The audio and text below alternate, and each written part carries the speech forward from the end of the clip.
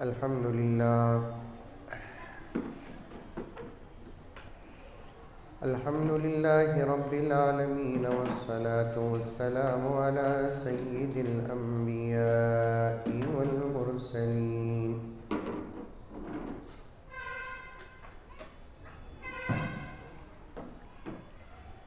मुहम्मदिन व अला आलिहि व अस्हाबिहि अजमाइन।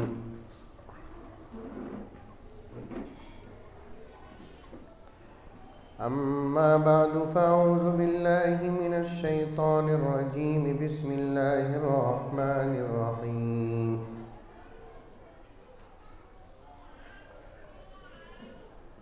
या अय्युहल्लज़ीना आमनु उदख़ुलू फ़िस्सिल्मि काफ़्फ़ा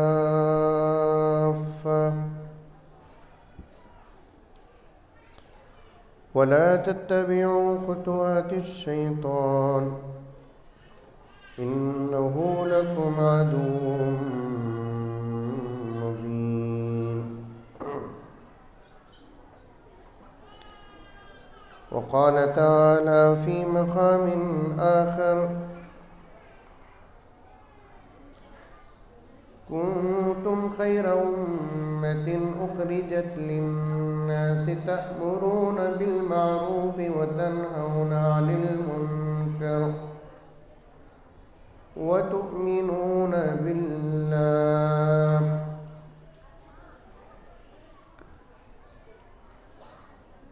वक़ाल तआला फ़ी मक़ामिन आख़र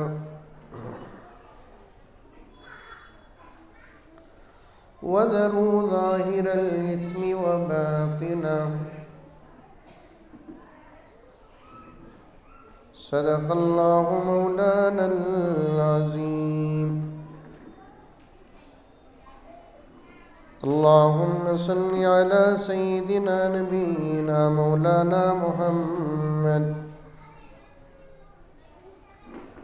व अला आलि सय्यिदिना नबीना मौलाना मुहम्मद व बारिक व सल्लिम।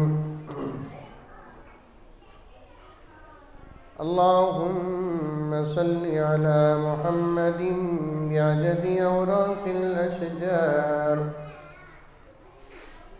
व बिअददि अक़्तारिल अमतार व बिअददि दवाबिल बरारि वल बिहार व अला आलिहि व सहबिहि व बारिक व सल्लिम। अल्लाहुम्मा सल्लि अला मुहम्मदिन कमा हुवा अहलुहु व मुस्तहिक़्क़ु।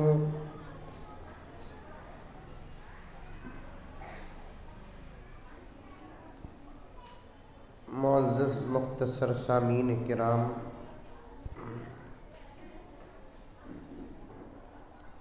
व कसीर तादाद में आई हुई पर्दानशी ख़वातीन इस्लाम,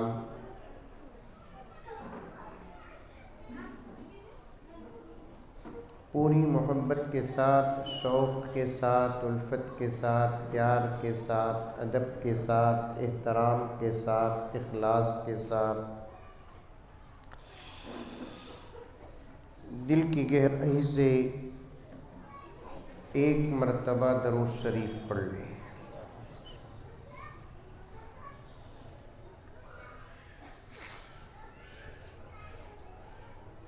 अल्लाह का करम है, उसका एहसान है और उसी का फ़ज़ल है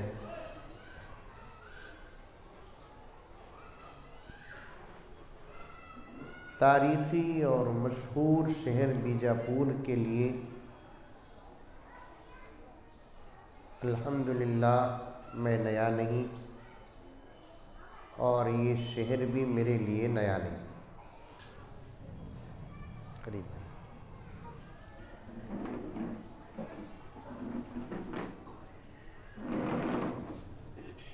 जब से मैं स्कूल पढ़ रहा उस वक्त से शहर बीजापुर का नाम सुनता रहा।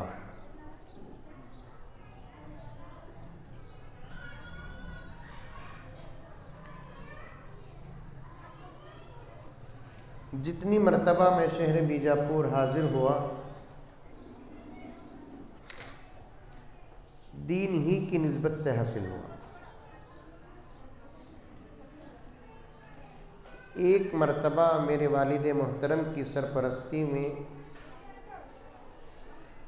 मैं और मेरे घर वाले, मेरी बहनें, मेरे बहन भाई हजरात, मेरे भांजे भांजियाँ सब एक मुख्तसर सा सैर व तफरीह का प्रोग्राम बनाया।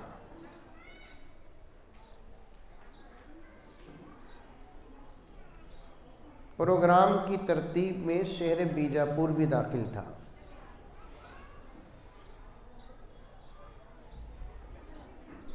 और हम लोग शहर बीजापुर पहुँचे, फिर भी अल्लाह का करम, तब भी अल्लाह ने दीन का काम लिया।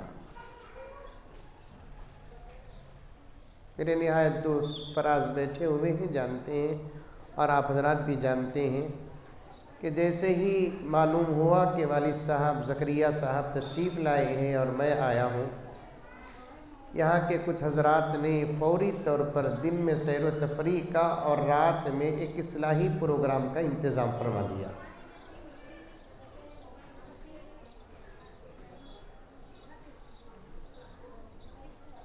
अल्लाह का करम है ये।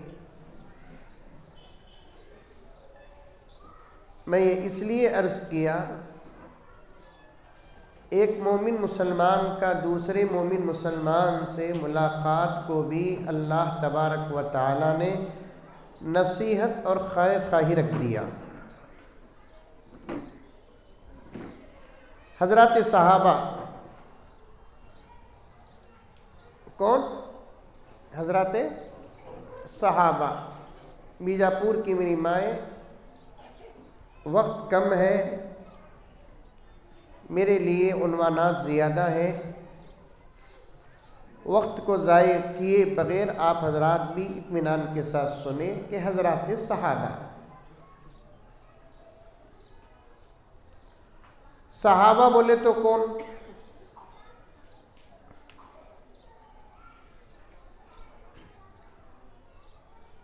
हज़रात अंबिया के बाद पूरी दुनिया में आदम अलैहिस्सलाम की औलाद और शीस अलैहिस्सलाम की उम्मत से लेकर मेरे आका सल्लल्लाहु अलैहि वसल्लम की क़ियामत तक पैदा होने वाली उम्मत तक एक मखसूस जमात गुजरी है जो तकरीबन 1,44,000 अफराद पर मुश्तमिल। समझ में आ रही है मेरी बात? जो मुख्तसर हजरात, मर्द हजरात मेरे सामने बैठे ही ना, उन सब औरतों की तरफ से मेरे सामने समझने का इजहार करना। ये सामने बैठो, आ रही है बात समझ में? एक मुख्तसर जमात जो 1,44,000 सहाबे किराम के अफराद पर मुश्तमिल, कुछ कम पेश, जिन्होंने हुजूर पाक सल्लल्लाहु अलैहि वसल्लम के ज़माने में हुजूर सल्लल्लाहु अलैहि वसल्लम की खिदमत में हाजिर होकर ईमान लाए, उसी ईमान पर कायम और सलामत रहे और मौत भी आई, ऐसे अफराद को सहाबा कहते हैं।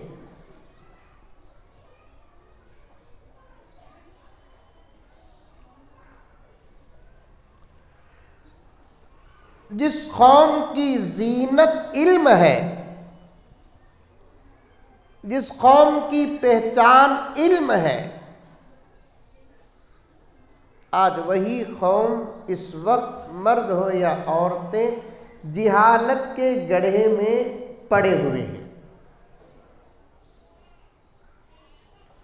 मौलाना मुफ्ती साहब तशरीफ़ फरमाए, दीगर उलमा बैठे हुए हैं, और बीजापुर की मेरी माँ और बहनें, जिनमें से एक तादाद पढ़ी लिखी होगी, जानती होंगी कि आज से 100 साल पहले तक किसी कौम के अंदर उतना इल्म नहीं जितना इल्म इस्लाम और मुसलमानों के पास था।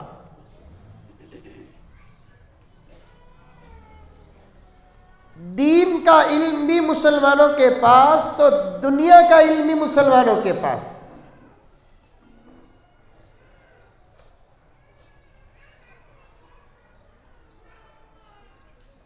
जबरदस्त बेहतरीन साइंसदान रब्बे काबा की कसम इस्लाम में पैदा हुए।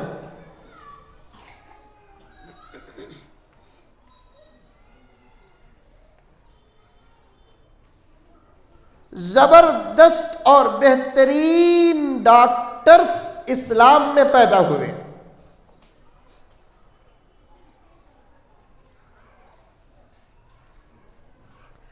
ला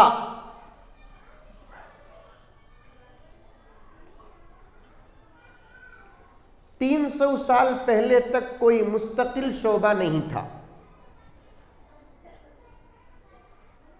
आ रही है बात समझ में? डॉक्टर साहब आ रही है बात समझ में?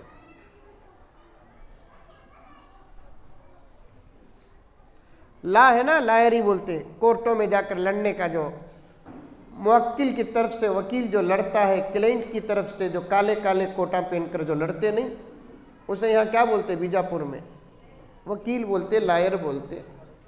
ये मुस्तकिल कोई खास शोबे इल्म नहीं।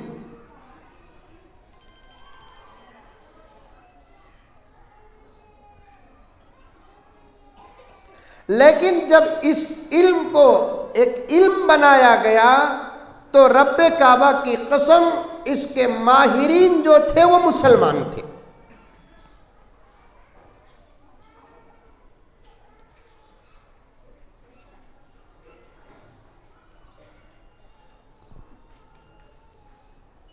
नमाज की फिक्र मत करो, इंशाअल्लाह ताला असर की नमाज पढ़ेंगे ज़रा देर।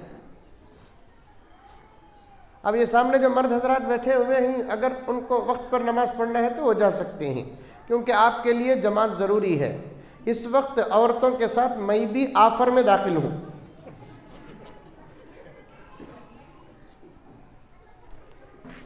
औरतों के साथ मैं भी क्या हूँ?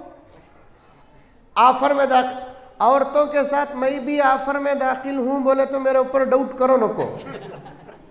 वो क्या ऑफर रहेगा जो मुजम्मिल साहब को मिलिया ना?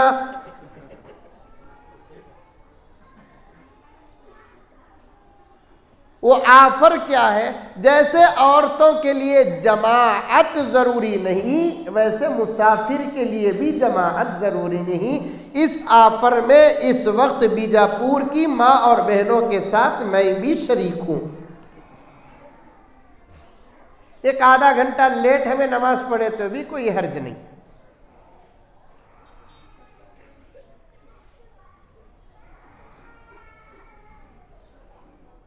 अर्ज कर रहा था 300 साल पहले ला एक मुस्तकिल इल्म नहीं था।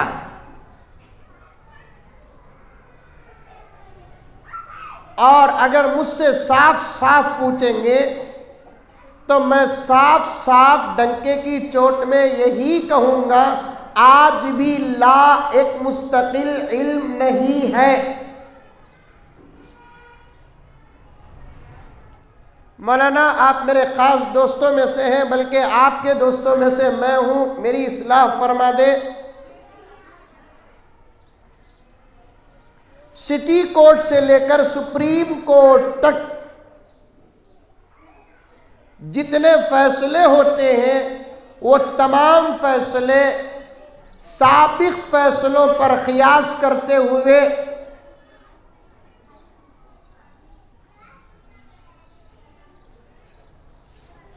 सिटी कोर्ट से लेकर सुप्रीम कोर्ट तक जितने फैसले होते हैं वो तमाम फैसले साबिक फैसलों पर क़ियास करते हुए या तजुर्बात पर होते हैं। इसके अलावा किसी फैसले का क्या कानून है आज तक दुनिया में किसी के पास नहीं। अगर है रब्बे काबा की कसम वो इस्लाम में है।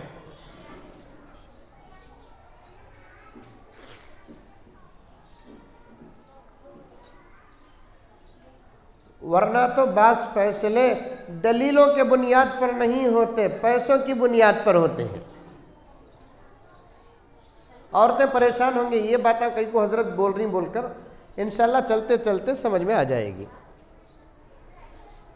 बास फैसले किस पर होते हैं? दलीलों के बुनियाद पर नहीं होते, पैसों के बुनियाद पर होते हैं, ताकत के बुनियाद पर होते हैं, रेफरेंस के बुनियाद पर होते हैं, निस्बत के बुनियाद पर होते हैं, कुर्सी के बुनियाद पर होते हैं और दूसरे वजूहात पर फैसले होते हैं, दलाइल पर नहीं होते। आज सारी दुनिया का यही हाल है।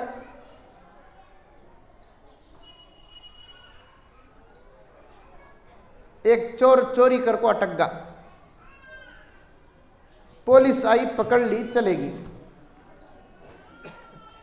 अब इस मुल्क के अंदर हो कि सारी दुनिया में कितना भी बड़ा जुर्म करे वकील मिल ही जाता है।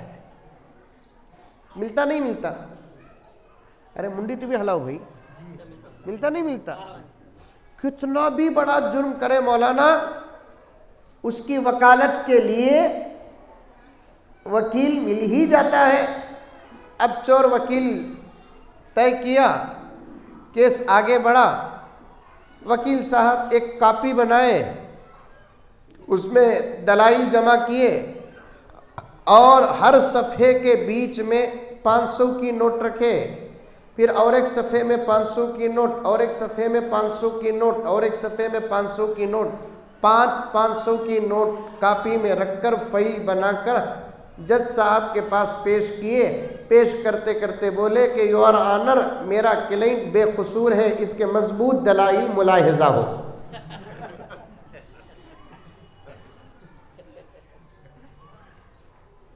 और जज तो उससे भी बड़ा चालाक निकला, उसने कहा इतने दलाइल से मुल्जिम रिहा नहीं हो सकता, ऐसे और मजीद 10-15 दलाइल की जरूरत है।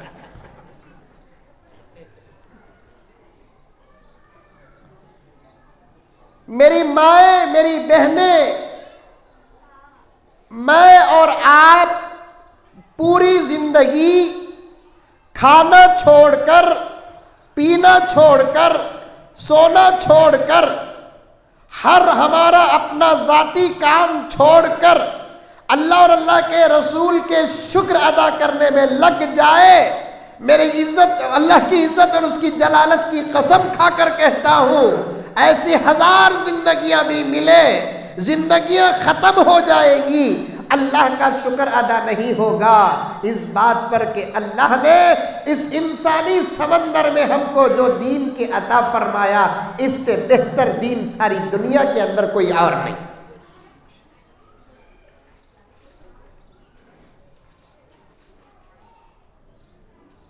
ऐसा बेमिसाल दीन नहीं है आपा, सच्चा दीन, पक्का दीन, सही दीन, लाजवाब दीन, बेमिसाल दीन, लाजवाल दीन, ताकत वाला दीन, शर्म वाला दीन, हया वाला दीन, सदाकत वाला दीन, अमानत वाला दीन, प्यार वाला दीन, मोहब्बत वाला दीन, इत्तेहाद वाला दीन, इत्तेहाद वाला दीन, हर काम पर रहनुमाई करने वाला दीन है। और इस बात को तुम मानो कि ना मानो, खुदा की कसम इस दीन के दुश्मन मान रहे हैं आज।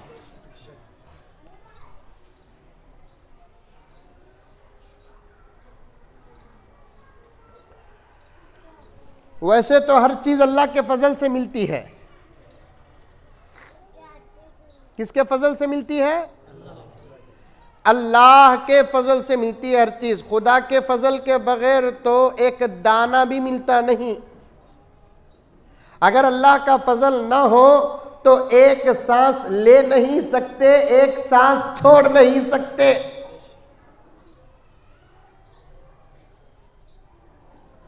लेकिन अल्लाह के इन बेशुमार अनगिनत अताओं में से कुछ अता ऐसे हैं अल्लाह ताला उन्हीं को देते हैं जिनसे खुदा मोहब्बत करते हैं। बोलो सुभान अल्लाह। बोलो। बोलने वाले खामोश बैठे ही। रत्ती में औरतों को इजाजत दिया, बोलो। बीजापुर की औरतों को बोलो, मैं तुम्हें सुभान अल्लाह को बोलकर बोलिया, बोलो। इतना जोर से बोलेंगे माँ मोदी जी डर जाएंगे।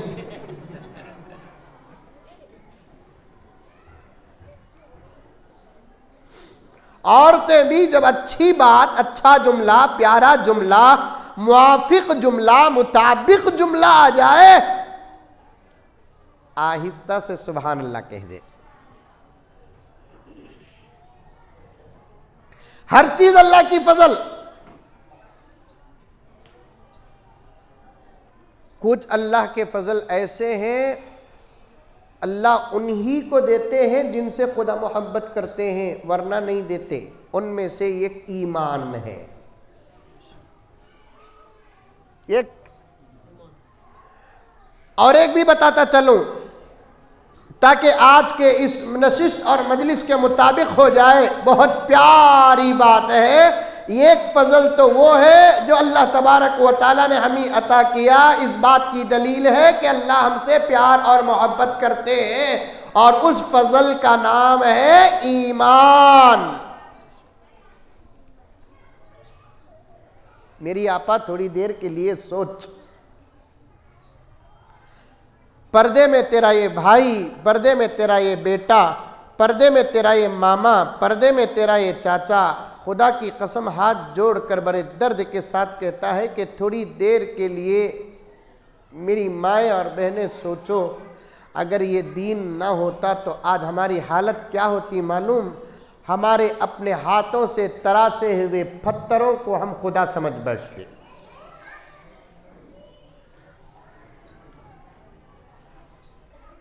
ये दीन ना होता, खुदा ना खास्ता,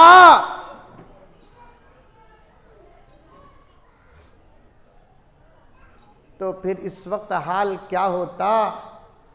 तमाम तर जहन और अकल होने के बावजूद भी जानवरों का पेशाब पीते।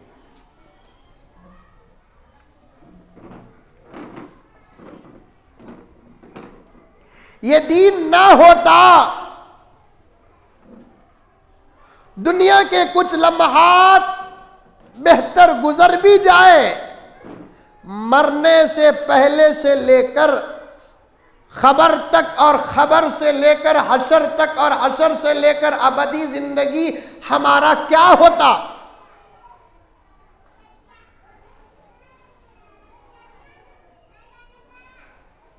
नबी के दीदार का दारो मदार इस दीन पर है, अल्लाह के दीदार का दारो मदार इस दीन पर है, फैसले का दारो मदार इस दीन पर है, खुदा के फजल का दारो मदार इस दीन पर है, नबी की सिफारिश का दारो मदार इस दीन पर है, जन्नत का दाखिले का दारो मदार इस दीन पर है।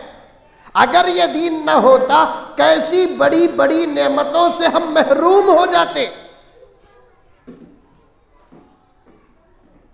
मेरी माए, 24 घंटे अल्लाह ने हमें अता किए हैं। ये 24 घंटे मामूली वक्त नहीं दिन का।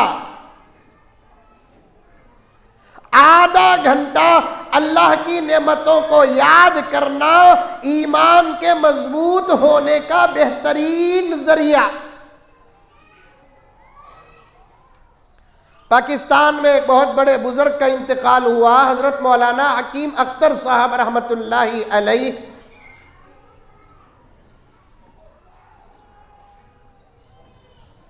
बहुत बड़े बुजुर्ग।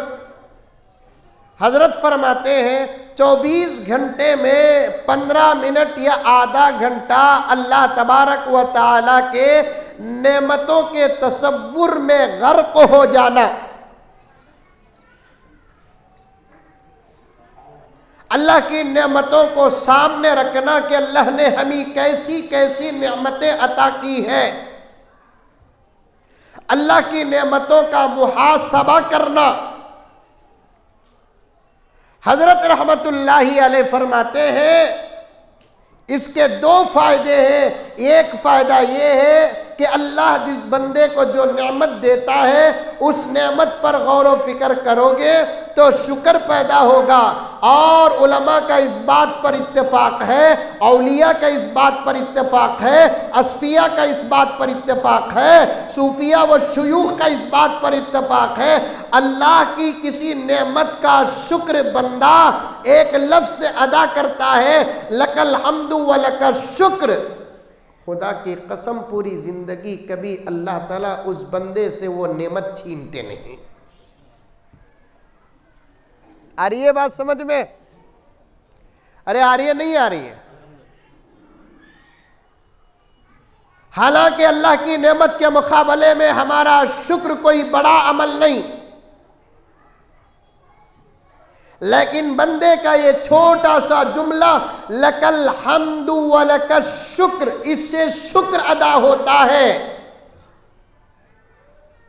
हजरत औलिया व उलमा फरमाते हैं अल्लाह की किसी नेमत को पाने के बाद कोई अल्लाह का बंदा या बंदी, मैं या आप, आलिम हो या जाहिल, अल्लाह का शुक्र अदा करता है, ताहयात पूरी जिंदगी अल्लाह तबारक व तआला उस बंदे से कभी उस नेमत को छीनते नहीं। ये पहला फायदा है। और अल्लाह की नेमतों पर गौर व फिक्र करने से अल्लाह तबारक व तआला नेमतों में इजाफा फरमाते हैं। एक पहला पैगाम देता चलूं, किसी भी उम्र की कोई औरत बैठी हुई हो, जवान बच्चियां समझ और समझने के लायक हो, या बूढ़ी माए, हमारे और तुम्हारे पास रहने वाली इस नेमत का अल्लाह का शुक्र अदा करो। इतनी बड़ी नेमत अल्लाह ताला ने अता फरमाया है जिसका कोई दुनिया में बदल नहीं।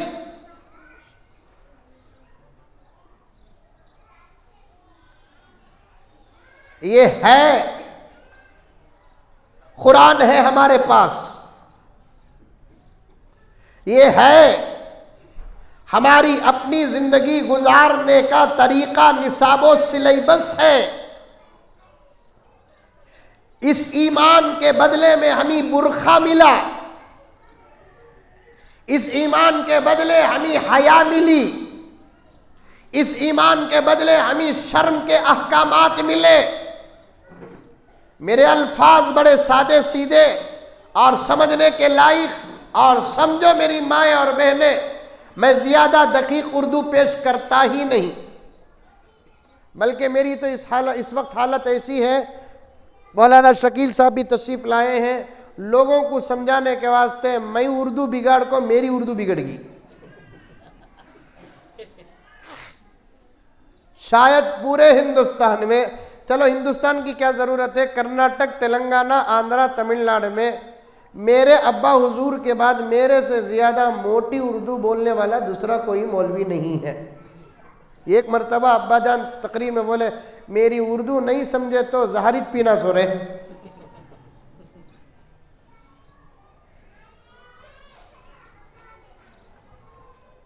इस ईमान के बदले में कैसी कैसी नेमतें मिली,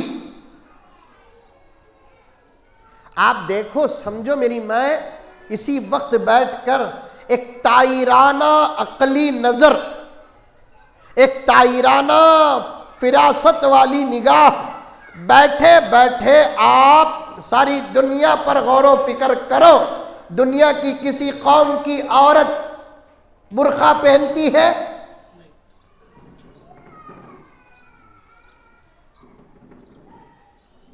ये बेटा, दुनिया की किसी कौम की औरत बुर्का पहनती है? दुनिया की किसी कौम की औरत को चेहरा छुपाने का हुक्म है? दुनिया की किसी कौम की औरत को घर ही के अंदर रहने का हुक्म है? दुनिया की किसी दूसरी कौम की औरतों के लिए वो अहकामात और मसाइल है जो इस्लाम ने अपने मानने वाली औरतों को अता फरमाया? एक जगह पर तो मेरी माएँ और बहनें, तुम्हारे बुर्के को उलमा ने काबे के गिलाफ के साथ जोड़ा है।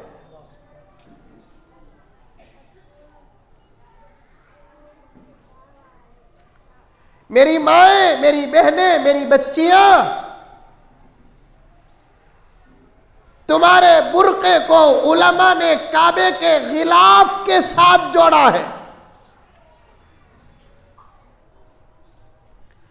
काबा भी एक जमाने में बेगिलाफ था, अंबिया के जरिए से अल्लाह ने गिलाफ अता फरमाया। औरत भी एक जमाने में बेहिजाब थी, इस्लाम के जरिए से अल्लाह ने हिजाब अता फरमाया।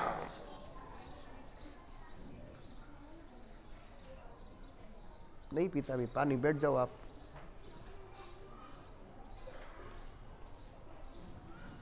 और ऐसी मुनासबतें उलमा ने औरतों के बुर्के को काबे के गिलाफ के साथ जोड़ा है।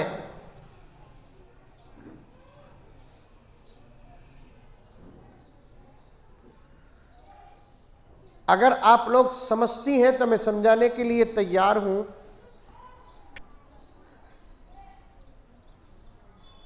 काबे का गिलाफ का कलर भी काला, बुर्खे का कलर भी काला ही होना है।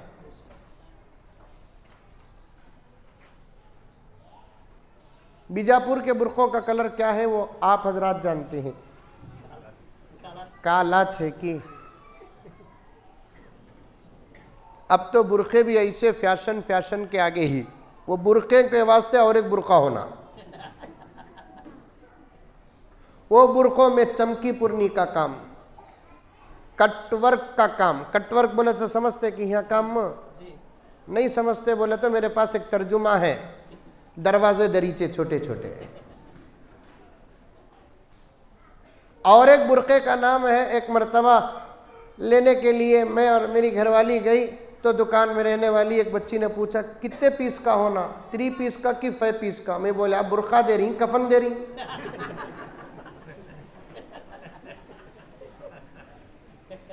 कफन लेने के लिए कब्रिस्तान के बाजू या मरकज के बाजू या मस्जिद के दुकानों के पास कफन लेने गए तो वहां पूछते सो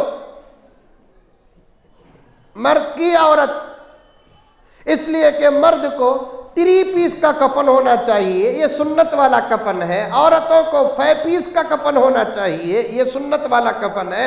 अगर सहूलत हो, मरने वाले की दौलत हो तो उस सूरत में ऐसा कफन दिया जाएगा। अगर मरने वाले के पास दौलत नहीं, कोई आदमी इस बेड़े को उठाना चाहता है अजराहे सवाब, तो वो भी सुन्नत के मुताबिक कफन लेकर देगा। दिलाने वाले भी नहीं, अंदर भी नहीं, तो उस सूरत में जितने कपड़े हैं उतने ही कपड़ों से कफनाया जाएगा।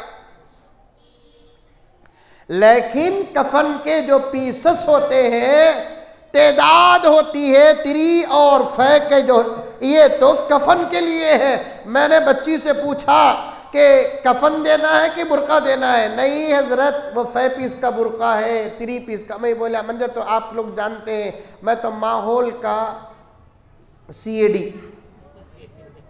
मैं कहाँ जाता हूँ खाली नोट कर लेकर रहता हूँ। तो मैंने पूछा 3 पीस का भी दिखाओ, 5 पीस का भी दिखाओ। तो दोनों बुर्खे दिखाए। अल्लाह बचाना, वो हमारे बेंगलुरु में बोलते चमड़े की चूड़ी बोलकर, उसका सही उर्दू में तर्जुमा करें तो गदल। यहाँ क्या बोलते हैं हजरत वो चमड़े की चूड़ी को? वो दरख्तों में लटक लग रहती ना, रात में निकलती, वो चिमकाडर। समझ में आई बात है? वो बुर्का पहनने को ये आपा है ना, चिमकाडर के सकर रहती, इनेज कहाँ की रहती, इसका बुर्खत कहाँ की रहता है? नहीं आपा, तू बुर्के को भी समझी नहीं, ईमान को समझी नहीं, तू अपने आप को समझी नहीं।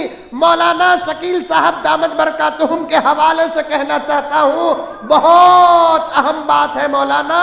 जिस वक्त उम्मत की ये जिम्मेदार जमात अपने आप को समझेगी, अपने पास रहने वाली दौलत को समझेगी और अपनी हया को समझेगी, अपने शर्म को समझेगी, 1 साल का अरसा नहीं गुजरेगा, मेरे रब की कसम, आज से 250 साल पहले इसी सरजमीन कर्नाटक में एक टीपू था। जब ये औरतें, ये जमात अपने आप को, अपने दीन को, अपने शर्म को, अपने हया को, अपनी इज्जत को, अपनी इफ्फत को और अपनी जिम्मेदारी को जब समझेगी, 1 साल का अरसा नहीं गुजरेगा, हर घर के अंदर टीपू पैदा होगा।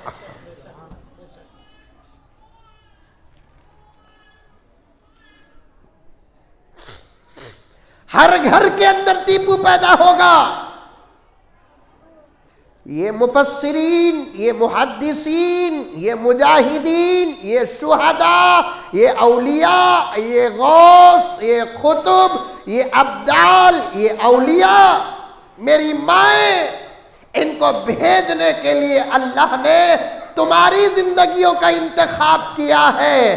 तुम्हारी जिंदगियां जितनी पवित्र होंगी, तुम्हारा दीन जितना पक्का होगा, तुम्हारा ईमान जितना कामिल होगा, तुम्हारी हया जितनी मुकम्मल होगी, तुम्हारी शर्म जितनी मुकम्मल होगी, मेरे रब की कसम, ज़मीन में उतने मुजाहिदीन होंगे, उतने मुफस्सिरीन होंगे, उतने औलिया होंगे, उतने गौस होंगे, कुतुब होंगे।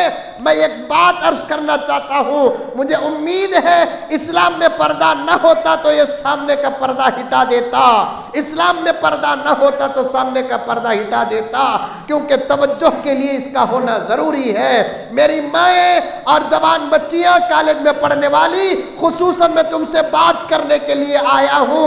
हमारे से पहले लोग पैदा भी हुए, बच्चे भी पैदा कर दिए, अब हमका वक्त तो करीब है, जिम्मेदारी तुम्हारे ऊपर बहुत ज्यादा है।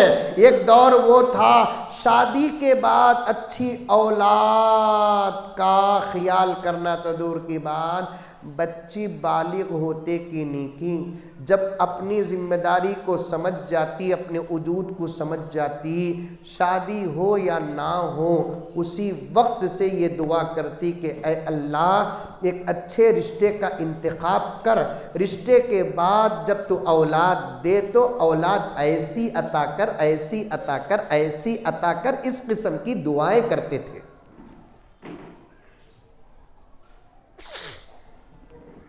एक वाक़िया सुनो। एक बहुत बड़े अल्लाह वाले गुजरे हैं जिनका नाम नजमुद्दीन, क्या नाम? उनके एक भाई थे असदुद्दीन, नामा याद रखेंगे? औरतें भी आहिस्ता बोल लो इंशाअल्लाह बोलकर। ये तमाम नामा बयाना में सुनना, नोट कर को रख लेना। फ़ायदा क्या बोले तो, जब हमारे घर में बच्चे पैदा हुए तो मौली साहबा को तकलीफ देना नहीं, ये नामा उठा कर रख डालना। आपको भी आते रहेंगे मौलाना फ़ोन, आपको भी आते होंगे, मंजे भी आते। कब तो भी इरादा कर तूँ ये मोबाइल को तलाक दे डालूँ क्या उनको, कब तो भी डर होता इसके बगैर मैं जिंदा रहूँगा क्या। अब जिंदगी का हिस्सा ना हजरत ये। वाह वाह वाह वाह वाह। एक जरा दिन पहले 6 घंटे के वास्ते व्हाट्सएप बंद हुआ, बीजापुर में बंद हुआ। देखो मर्द बना को क्या भी मालूम नहीं, औरतों को पूछता ऐसा जवाब आता, व्हाट्सएप सुन लेता। बराबर 8:15 को बंद हुआ हजरत व्हाट्सएप। रात के 3 साढ़े 3 बजे तक व्हाट्सएप बंद था। हजरत दुनिया ऐसी बेकरार हुई, कितने के लोग मर जाते थे, कोरोना से ज्यादा मर जाते थे, लेकिन जिंदा कई को थे मालूम। एक दूसरे को पूछ को तसल्ली से, तुम्हारा व्हाट्सएप चल रहा है? नहीं चल रहा है, अल्लाह का फजल मेरा भी नहीं चल रहा है।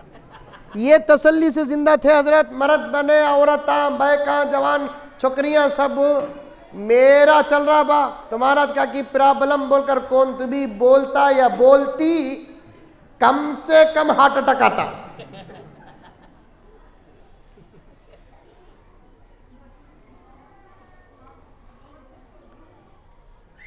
खाली 6-7 घंटे व्हाट्सएप बंद हुआ।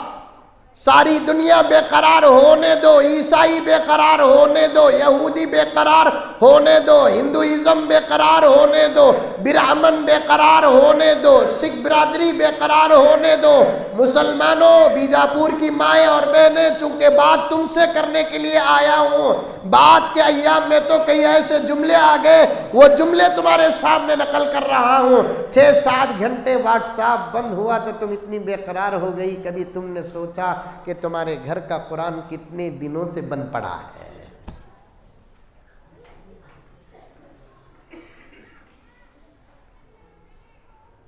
साल हा साल हो गए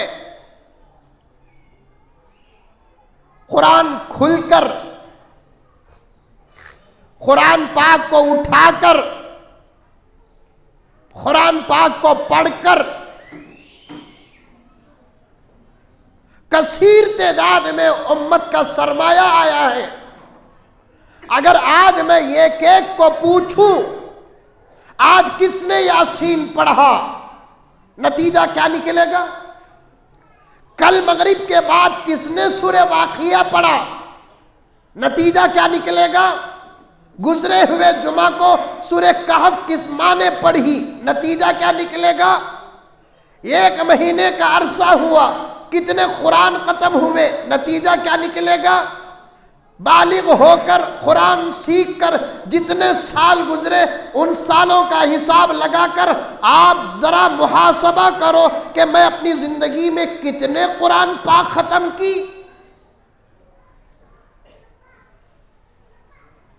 मैं छुपे हुए अल्फाज भी बोलता नहीं, इशारा भी बहुत कम देता हूं, वजाहत साफ करता हूं। दज्जाल आने से पहले दज्जाल कई आएंगे, हदीस में आया है 30 बड़े दज्जाल आएंगे।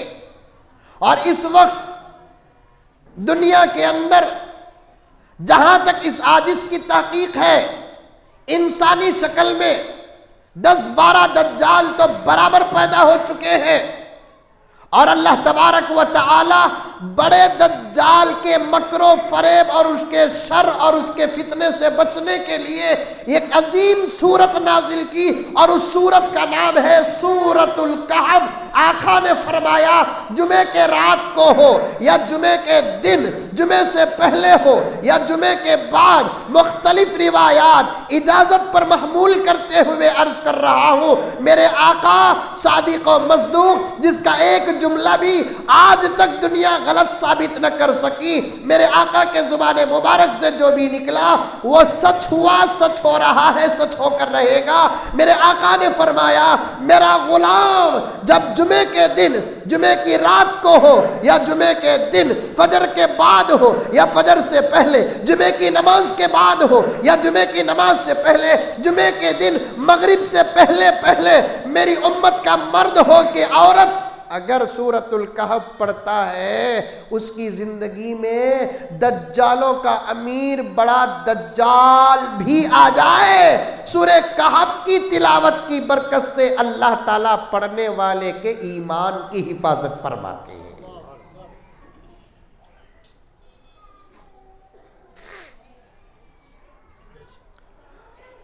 हज़रत मौलाना मुफ्ती शकील साहब दामद बरकातुहुम के हवाले से एक अजीब व गरीब बात बताता हूँ। मौलाना आप हजरात सुनो, हजरत के हवाले से कह रहा हूँ, दुनिया परेशान परेशान बोलकर बोल रही नहीं, मुसलमान परेशान परेशान बोल रही नहीं, औरतें सुन रही कि सो रही? हाँ, पर्दे का फ़ायदा बड़ा उठाती हजरत।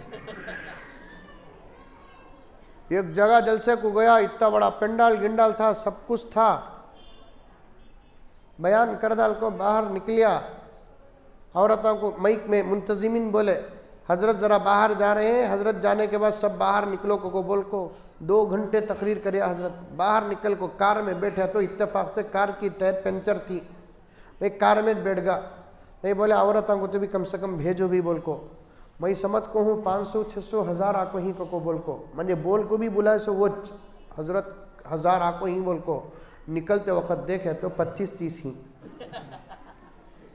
मेरा पेट क्या जला रहूंगा।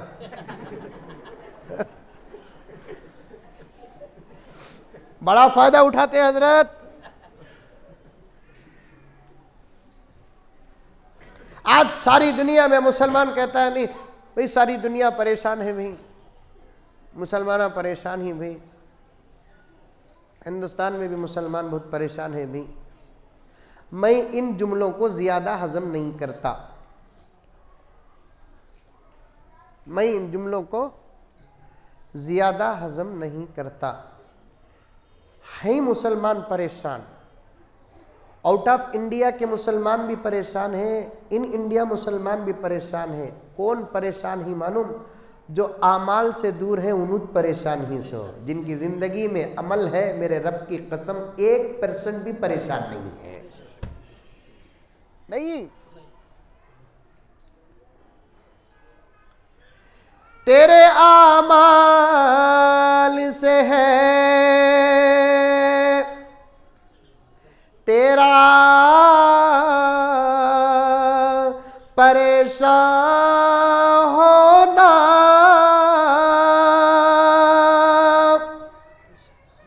अरे बोलो बा, तुम लगा तो भी कहते हैं। एक काम करो, तुम लगा बोला लो इन्ना लिल्लाह बोल को चल जा तुम।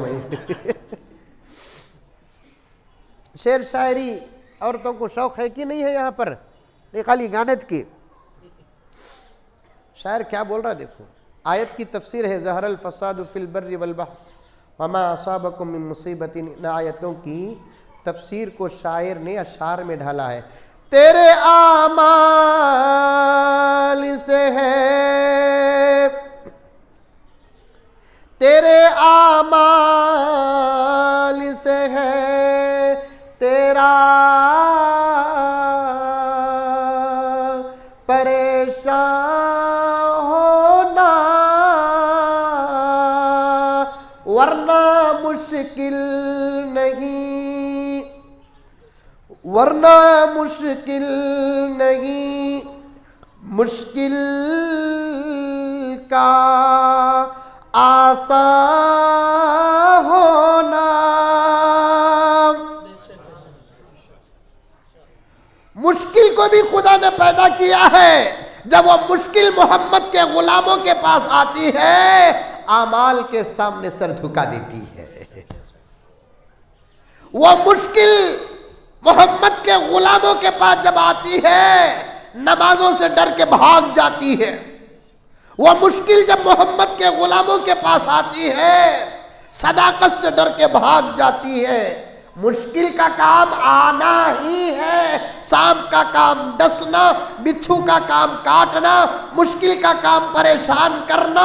अल्लाह ताला सब चीज को पैदा किया, इम्तिहान लेते हैं। मुश्किल का काम आना है।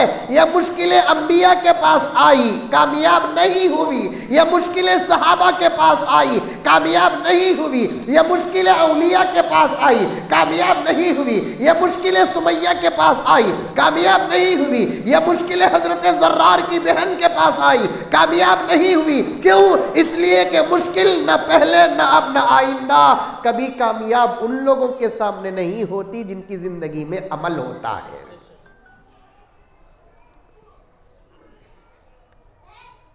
अभी भी आप अमल से रिश्ता जोड़ो मेरी माए और बहनें। एक छोटा अमल दिया एक बहू को, बीजापुर में भवा ही नहीं है तो बोलो बेंगलुरु से भेज दूं। अच्छा सास है? ओ सास का नहीं है। अब घरों में सास बहू का तो झड़ता नहीं। अजीब इत्तेफाक है, उस बहू को सप्पला घसे तक ढूंढ को लेकर आती, सो ये सास लेकर आने के बाद वही सास शाम बन जाती। 500 घरा जाको एक बहू लाती। तो इसका मतलब क्या है? इतनी मेहनत सो कमाई सो दौलत। वो 500 घरा टाटा के 5 जोड़ी चपला घसा को एक बहू लेकर आई। इसका मतलब क्या? इतनी मेहनत की कमाई है।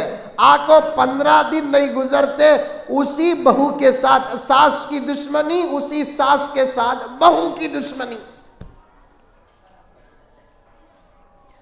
कुछ बाअखलाक घर तो ऐसे होते हैं जिस घर की बच्ची को होने वाला शौहर पसंद नहीं करता, सास पसंद करती। सो क्या बा तू देखता क्या नक्कोमी, तुम ना पसंद का तो मंजे पसंद। ऐसे शरीफ बच्चे भी ही नहीं बीजापुर में ही। अरे वाह माशाअल्लाह। पहले तो मालूम होता तो अल्लाह से दुआ करता, अल्लाह मंजे बीजापुर में पैदा कर रहे हैं। मर्द बच्चों को पूछते थे, औरतें बच्चों को, लड़कियों को तो पूछने का सवाल ही नहीं। एक तो औरत नाकिसुल अक्ल, दूसरा शादी से पहले ना तजुर्बेकार, तीसरा उसके अंदर शादी से पहले शादी के बाद की बनिस्बत शर्म और हया ज्यादा होती है। एक जमाना आप पीछे जाकर देखें, लड़कियों को कभी पूछते नहीं, इसलिए कि माँ बाप के फैसले से बेहतर किसका फैसला होगा।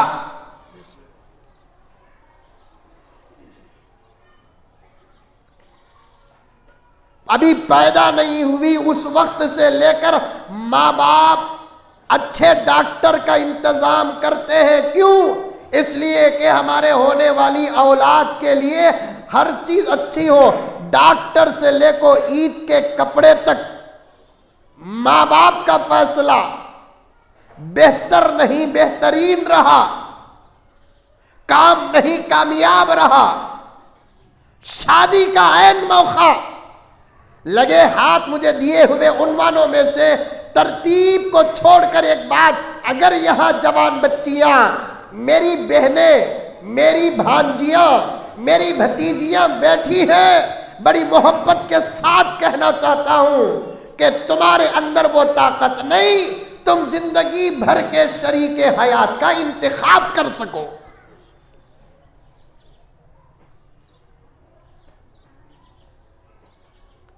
मैं बेंगलोर का एक आलिम हूं अल्हम्दुलिल्लाह, उठे बैठे दिन रात मेरे पास सिर्फ मियां बीवी के झगड़े ज्यादा आते हैं। मौलाना बार बार आपका नाम मोहब्बतन ले रहा हूं ताकि माँ और बहनों को मालूम हो जाए कि आपकी सनद और तायीद मुझे हासिल हो। मौलाना शकील साहब दिन में अगर या महीने में अगर 100 फैसले मेरे पास आते हैं तो 90 पर 5 फैसले मियाँ बीवी के आते हैं। मैं भी इंतजार में रखो बुढ़ा हो रहा हूं, को इतनी भी अच्छी पिरापट्टी का फैसला है तो मेरा भी कैद भी होगा।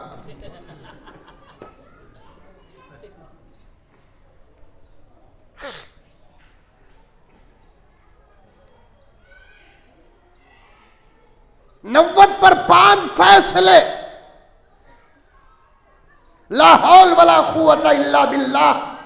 तुम्हारी उम्र क्या मेरी बच्चियों, मेरी बहनों, तुम्हारी नजर क्या?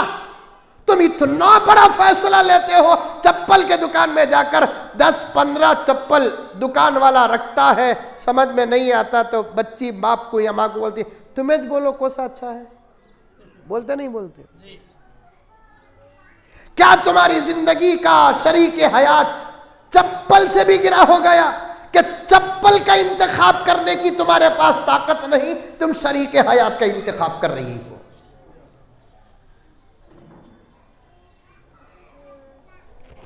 जूते का इंतखाब करने का तुम्हारे पास, इंतखाब करने की तुम्हारे पास ताकत नहीं। क्या नजर है तुम्हारे पास, क्या तजुर्बा है तुम्हारे पास? नजर तो कामिल होती है 40 साल के बाद। नजर कामिल होती है कब? हदीस में आता है कि इंतकू फिरासतल मुमिन, मोमिन की फिरासत से बचो। फ़इन्नहु यंजुरु बिनूरिल्लाह, वो अपने सर में रहने वाले निगाहों से नहीं देखता, खुदा के नूर से देखता है। हमारी शादी होती 25 साल में लड़कों की, मर्दों की 26 साल में बच्ची पैदा होती। अब वो बच्ची की शादी करना 15-16 साल में, बच्ची की शादी की उम्र तक हमारी 40 साल हो जाती। खुदा का क्या निजाम है। बाप की नजर को पहले मुकम्मल करता है, बाद में बेटी की शादी का इंतजाम करता है। इसीलिए उलमा फरमाते हैं अगर खुद गुमराह होने और बर्बाद होने का अंदेशा न हो तो 20 और 25 साल की उम्र के बीच में लड़कों का शादी करना बहुत बेहतर है। क्योंकि शादी के बाद जब पहली बेटी पैदा हो जाए तो बच्ची की शादी तक बाप की नजर क्या होकर रहती है? कामिल होकर रहती है। और उन्होंने चलते फिरते नौजवानों को बड़ी आसानी से समझ जाते हैं, देखने में कैसा अंदर में कैसा।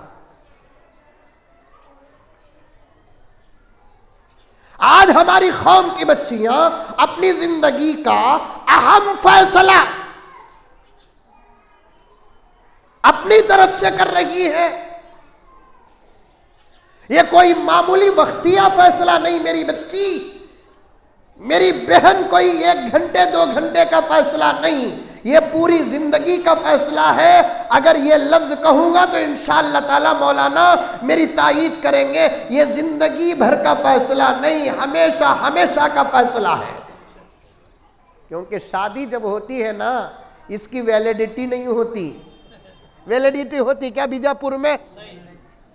1 महीने की शादी, 1 साल की शादी, 2 साल की शादी, 5 साल की शादी, 10 साल की शादी।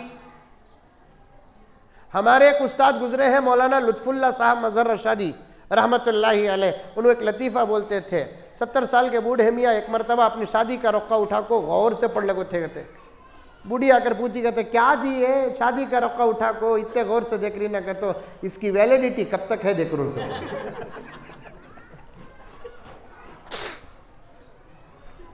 वैलिडिटी नहीं है। तुम्हारी रजा के बाद मस्जिद में बैठकर या कहीं और बैठकर खाजी के सामने, जब खतीब साहब के सामने जब नौशा कहता है मैंने कबूल किया, एक ऐसी घाटी पड़ जाती है, मेरे रब की कसम, इसे शरीके हयात कहते हैं, शौहर भी कहते हैं, मर्द भी कहते हैं, जौज भी कहते हैं। लेकिन उलमाए उर्दू, उलमाए फारसी ने एक ऐसा लफ्ज का इंतखाब किया, शरीके हयात। क्या बोलते हैं शौहर को? शौहर को शरीके हयात। एक नौजवान मंजे आको पूछा, हजरत शौहर को शरीके हयात बोलते हैं, बीवी को क्या बोलते? मेरा मूड मजाक का था, मैं बोला सर का दर्द। मजाक करे सो गुस्सा करो न को। शौहर को क्या बोलते? शरीके हयात। ये ऐसे ही लफ्ज नहीं रखे, उर्दू पढ़ती हैं आप लोग, उर्दू बड़ी खूबसूरत जुबान है। जरा खामोश हो, कौन इधर फोन में बात कर रहे हैं? ये ऐसे ही नहीं रखे लफ्ज, ये बड़े गौर फिक्र के बाद, बड़ी तहकीक के बाद इत्तिफाक राय से इस लफ्ज का इंतखाब हुआ, इस लफ्ज का इंतखाब हुआ। क्या शरीके हयात, ऐसे ही नहीं रखे। इसका माना बड़ा गहरा है।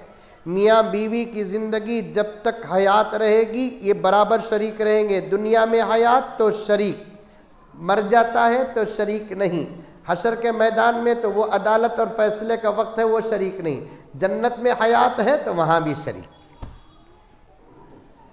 एक वाक़िया, वो नजमुद्दीन का वाक़िया जहन में है अभी भी, और एक वाक़िया सुनो।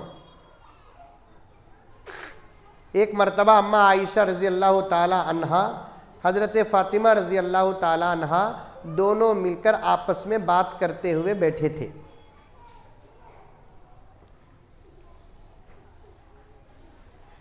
दोनों मिलकर आपस में बात करते हुए बैठे थे। जानती क्या यहाँ बीजापुर की औरतें हज़रत आयशा को, हज़रत फ़ातिमा को जानते नहीं जानते?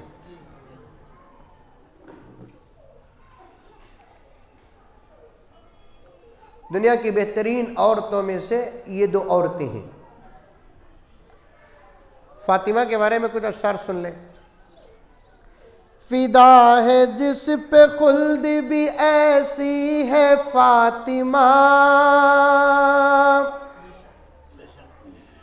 फिदा है खुल्द भी, फिदा है जिस पे खुल्द भी ऐसी है फातिमा, अल्लाह के हबीब की बेटी है फातिमा। फिदा है जिस पे खुल्द भी ऐसी है फातिमा, अल्लाह के हबीब की बेटी है फातिमा। करबो बला में जिसने बचाया था दीन को, करबो बला में जिसने बचाया था दीन को, बेशक उसी हुसैन की अम्मी है फातिमा, बेशक उसी हुसैन की अम्मी है फातिमा। लेकिन माँ आयशा अम्मा थी, फातिमा बेटी थी, दोनों मिलकर आपस में बात कर रहे थे, सौतेला रिश्ता था। अचानक एक मर्तबा हजरत फातिमा ने अपनी अम्मा आयशा से पूछा, अम्मा बताओ तुम्हारा मकाम बड़ा है कि मेरा मकाम बड़ा है? सुभान अल्लाह, क्या अच्छा सवाल है। देखो कौन पूछे सो? हजरत फातिमा पूछे सो। सवाल कितना अच्छा। मैं कहता हूं अच्छे सवालात करना भी दीन में दाखिल है। 2 जुम्मा पहले एक औरत सवाल करी,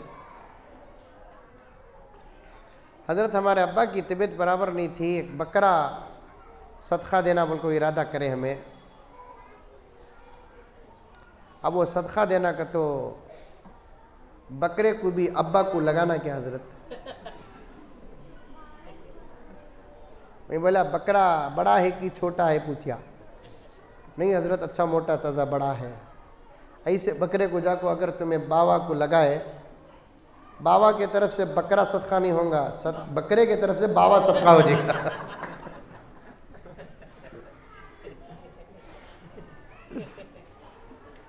बेढंगे मसाइल जितने ही वो औरतों के पास।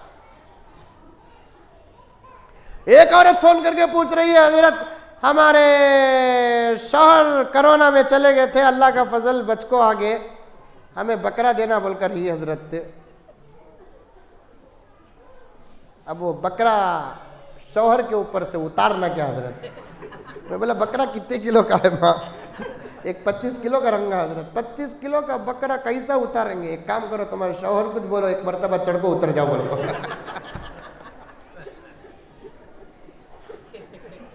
तुम्हारे शौहर कुछ बोलो, चढ़को। अच्छे सवालात पैदा करो, बजरिए चीटी के नाम लिखे बगैर उलमा के पास अपने घर के मर्दों के जरिए से भेजो, सवाल का जवाब मंगाओ, इससे भी इल्म पैदा होता है। इल्म का हासिल करने का एक रास्ता सवाल है। अच्छे सवाल करना आधा इल्म है और उन सवालों का जवाब देना पूरा इल्म है। अस्सवालु निस्फुल इल्म, सवाल करना आधा इल्म है, जवाब देना पूरा इल्म है। मेरे पास वक्त नहीं, मसाइल और उन्वानात ज्यादा हैं। हजरत फातिमा ने अम्मा आयशा से पूछा, रिश्ते का इंतखाब, शरीके हयात का इंतखाब, इस अहमियत को बता रहा हूं और बताते हुए मुझे कुछ शर्म आ रही है। भला हमारी कौम की बच्चियों को कहना कि तुम्हें ढूंढो न को हमें ढूंढते ही, इससे ज्यादा गलीज माहौल कौन सा हो सकता है?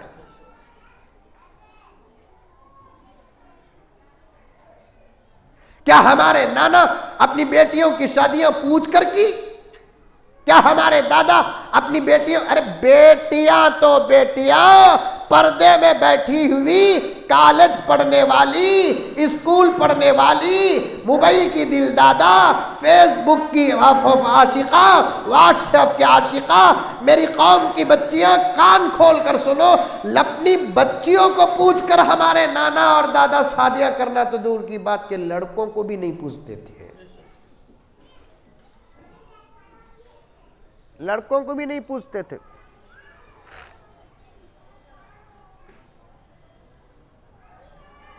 हजरत फातिमा ने अम्मा आयशा से पूछा, अम्मा जान बताओ जरा कि तुम्हारा मकाम बड़ा है कि हमारा मकाम बड़ा है? अम्मा आयशा को मालूम था कि मेरा जवाब सुनकर बेटी का दिल टूट जाएगा, इसलिए बेटी से कहा कि बेटी तू ही बता कि किसका मकाम बड़ा है।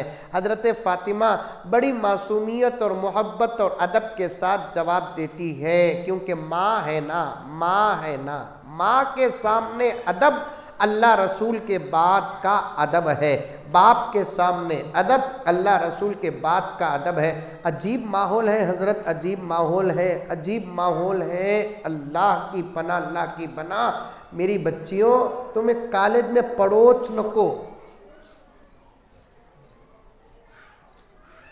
पड़ोच नको, साफ बात, पड़ोच नको कॉलेज में।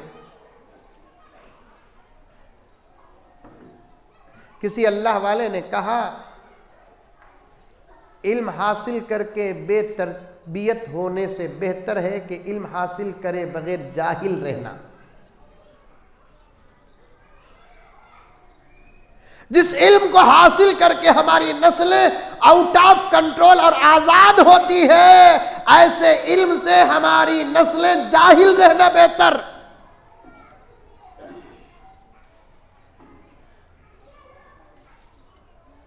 लोग को अब तो दुआ करना पड़ेगा, अब तक तो दुआ नहीं करे हम लोग।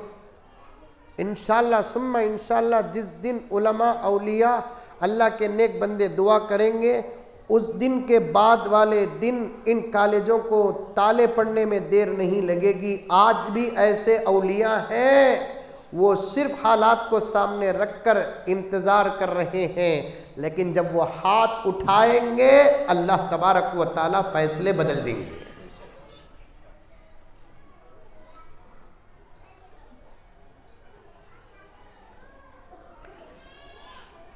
कॉलेज का जुनून पड़ा है हमारी कौम को, और उलमा पर इल्जाम लगाते हैं ये तालीम जदीद के मुखालिफ है।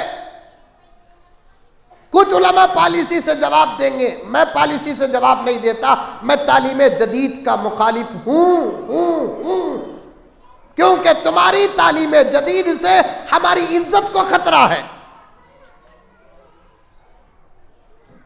इस वक्त की तालीम जदीद और असरी तालीम से हमारी इज्जत को खतरा है, आबरू को खतरा है।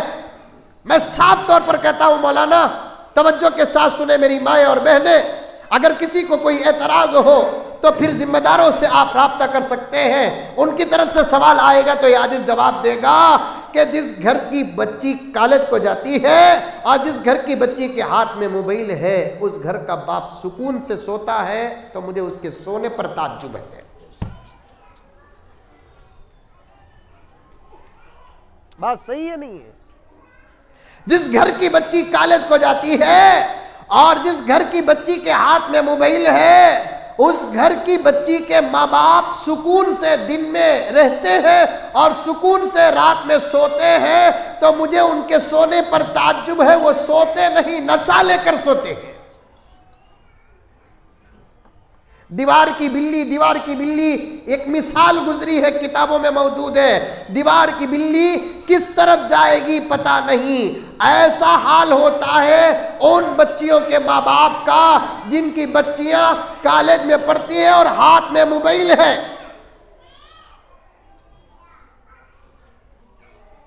आज सुबह को 10:15 बजे बीजापुर को पहुंचा।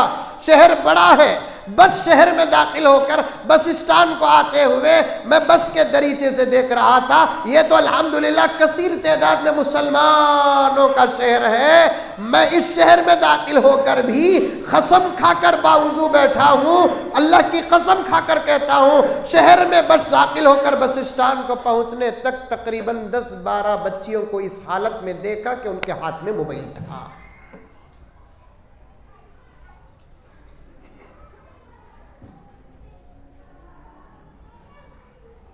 आज मुसलमान क्या, गैर मुस्लिम इज्जतदार हजरात भी इस मोबाइल के फितने से परेशान हैं। गैर मुस्लिम इज्जतदार हजरात भी इस मोबाइल के फितने से बेजार हैं। इसी कर्नाटक की एक शहर के आश्रम के जलसे को गया था। स्वामी ने मुझे बुलाया, वहां सामने बहुत सारी औरतें बैठी हुई थी। पर्दा ऐसा नहीं था, क्या पर्दा होगा, दीन। ये पर्दा मैं पहले ही कहा था, ये पर्दा भी मौकूफ है दीन पर। दीन हो तो पर्दा, दीन नहीं तो पर्दा नहीं।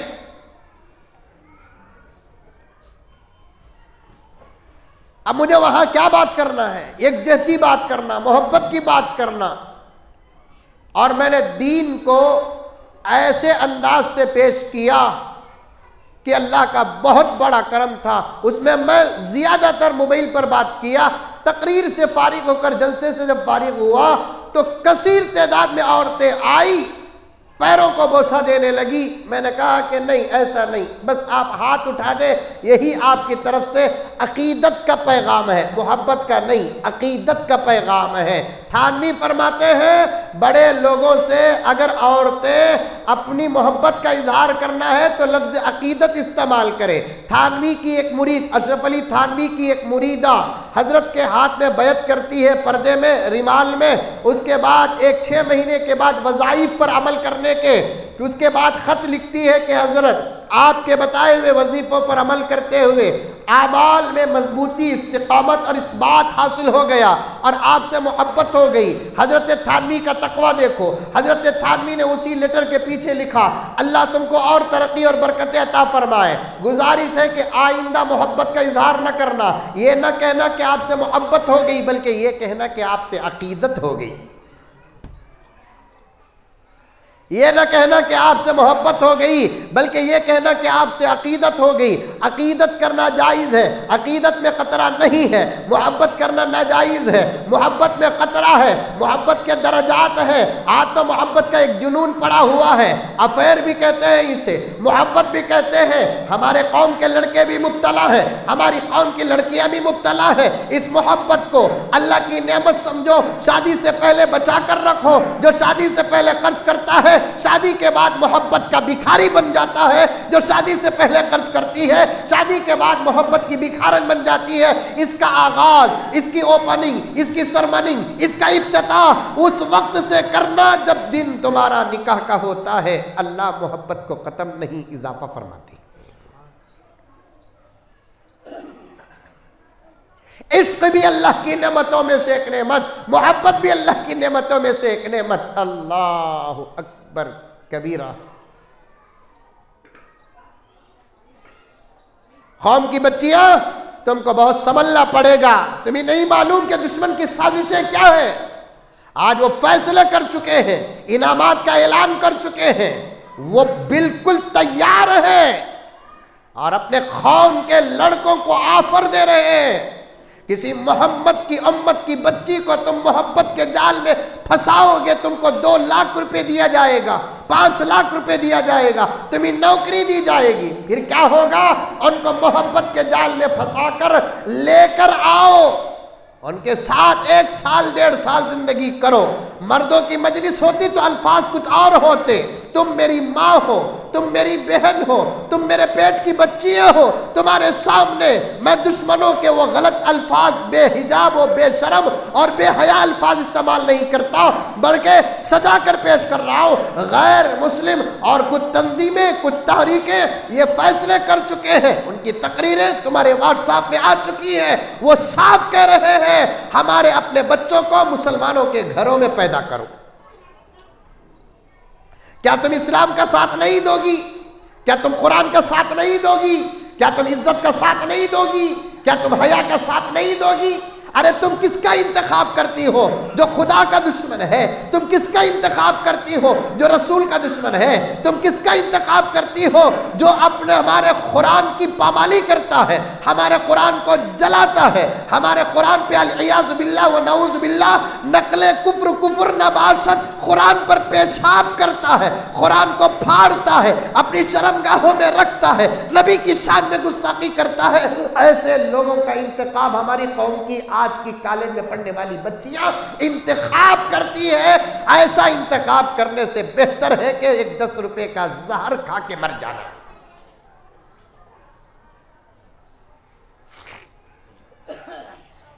₹10 का जहर खा के मर जाना।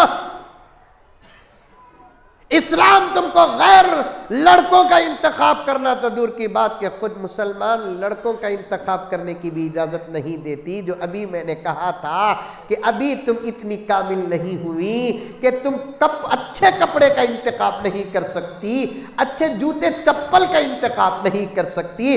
तुम्हारी तबीयत नासाज हो जाए तो एक अच्छे डॉक्टर का तुम इंतखाब नहीं कर सकती। तुम अपने शरीके हयात का कैसे सही इंतखाब करोगी?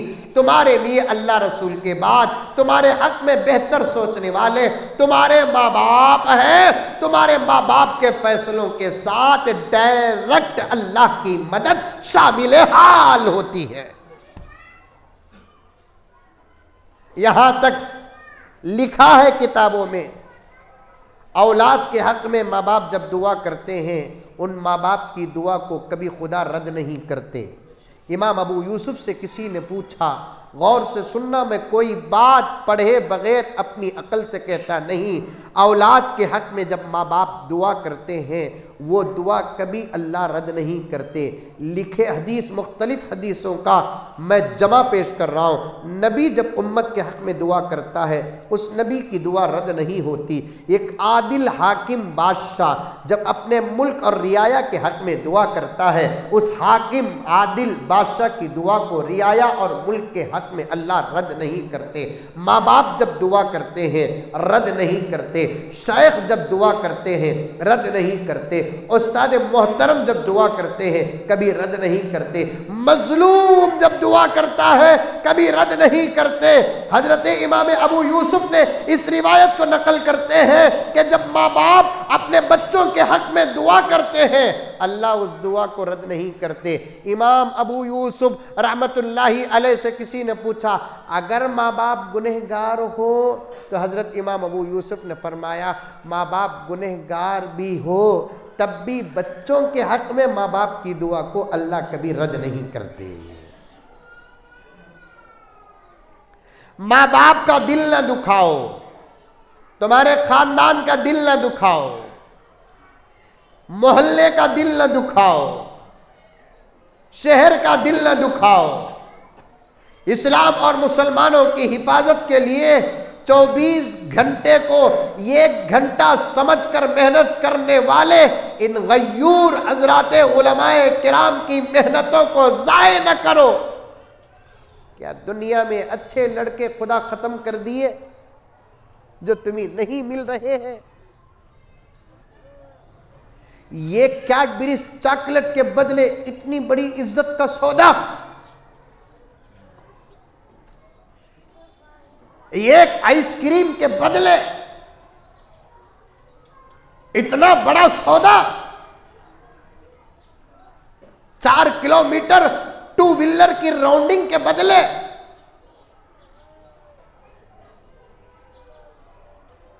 पूछो मुझसे,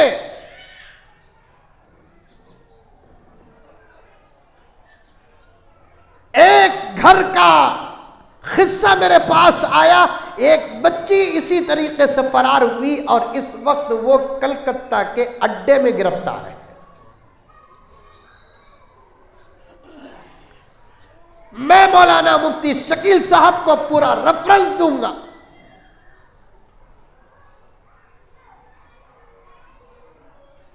मोबाइल और कॉलेज ने हमारी नस्लों को बर्बाद कर दिया। मैं जिम्मेदारों से कहता हूं, आज अगर मगरिब के बाद मुझे याद रही बात तो मैं ये बात जरूर कहूंगा। उलमा तो लगे हुए हैं, बीजापुर के उलमा नौजवान भी, हमारी नस्लों को कॉलेज और मोबाइल से बचाना वक्त का अहम फरीजा है।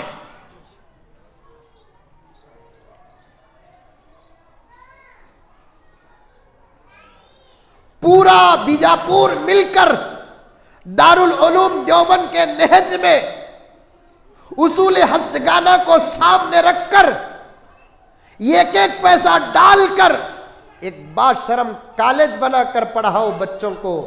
बेशरम कॉलेजों के हवाले अपने बच्चों को न भेजो।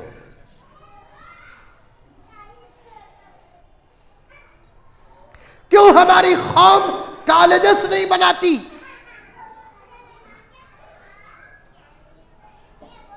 क्यों हमारी कौम स्कूल्स नहीं बनाते? जाओ बिदर को, इसी कर्नाटक, अल्लाह ताला उस शहर को भी सलामत रखे, 3-4 महीने में एक दौरा हो जाता है। एक स्कूल ऐसी है मौलाना बिदर में, वो नहीं आप जहाँ सोच रहे वो नहीं, और एक स्कूल छोटे छोटे बच्चों की स्कूल है, मुझे जहन में नाम नहीं है, मौलाना अतीकुर रहमान साहब रशादी जानते हैं। उस स्कूल के कई जलसों को मैं गया हूँ। उस स्कूल में कई गैर मुस्लिम बच्चे पढ़ते हैं, बच्चियाँ पढ़ते हैं। उनके माँ बाप से मुझे बात करने के लिए बिठाया गया। उनके माँ बाप कहते हैं तालीम कौन सी भी हो, लेकिन आपके स्कूल में आकर हमारे बच्चों की तरबियत हो रही है। बीजापुर की मेरी माएँ और बहनें और सामने बैठे हुए हजरात, तालीम और तरबियत का गहरा ताल्लुक है। जैसे इत्र के मटेरियल और लिक्विड और उसके खुशबू के दरमियान, फूल के पत्तियां और उसके खुशबू के दरमियान में जैसा ताल्लुक गहरा होता है, वैसे ही तालीम और तरबियत के दरमियान में ताल्लुक होता है। सिर्फ तालीम से हमारे बच्चे कामयाब नहीं होंगे, तरबियत से कामयाब होंगे। हाँ, ऐसा देखा है जिसके पास तालीम नहीं तरबियत हो, ऐसे बच्चे तो कामयाब हो गए, लेकिन जिनके पास तालीम हो तरबियत नहीं, ऐसे बच्चे कहीं कामयाब नहीं हुए। आ रही है बात समझ में? अरे आ रही है, नहीं आ रही है?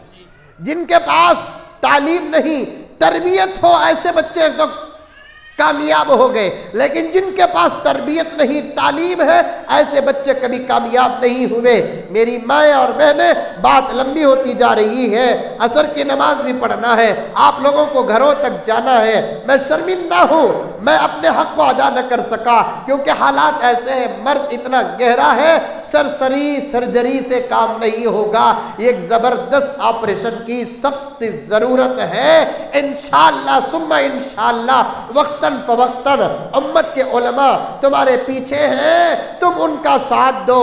उम्मत के नौजवान तुम्हारे पीछे लगे हुए हैं, तुम उनका साथ दो। जिम्मेदारान तुम्हारे पीछे लगे हुए हैं, तुम उनका साथ दो।